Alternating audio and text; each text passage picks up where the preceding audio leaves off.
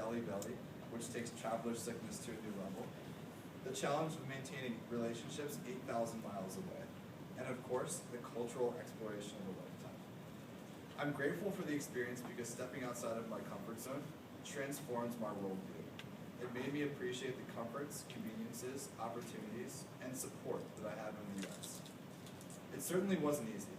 I remember riding on the back of a motorcycle between rural villages, thinking, I've got a college degree from a pretty good university, and I'm getting paid $700 a month to improve how microloans are collected.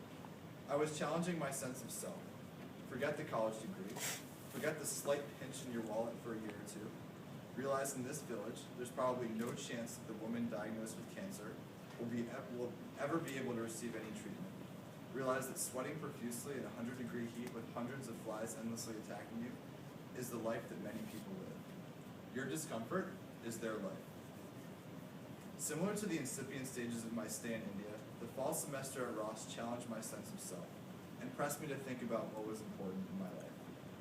Never before had I felt my energies pulled in 10 different directions simultaneously between that chaotic combination of classes, clubs, social events, and internship recruiting.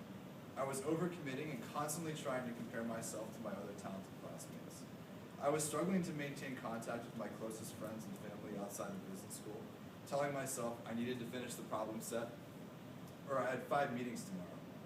It culminated in one event, a mock interview with a consulting firm on a cold Friday morning in December. I entered the study room with a stern interviewer and was given the case. I froze. My mind shut down. The juices of creativity were flushed outside of the room. Talk about being uncomfortable.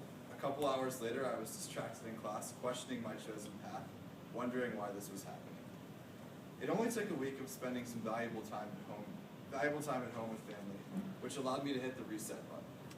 There was something about that unquestionable support from parents that helped to steer me in the right direction.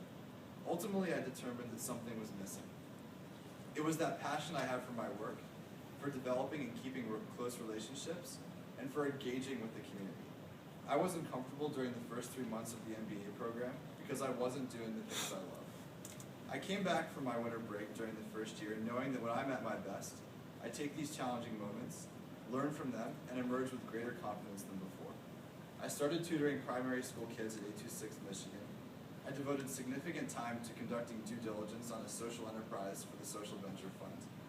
And I started hosting group dinners and game nights. I appreciated my classmates more for how incredibly bright and talented they were, and realized I had something to offer as well. What emerges from these 2 stories is the temporary notion of my discomfort, and the ability to learn from times when I've been challenged.